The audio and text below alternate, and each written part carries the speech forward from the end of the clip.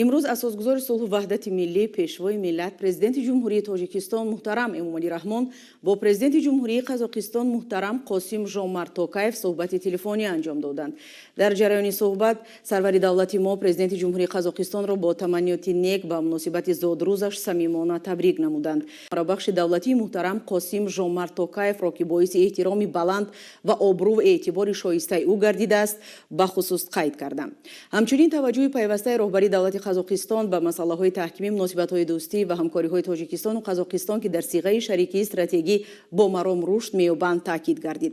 در این ضمن جانب‌ها اطراف روزنامه مذاکرات قریب الوقوع سطحی عالی جانب‌ها در شهر دوشنبه ابراز عقیده نمودند.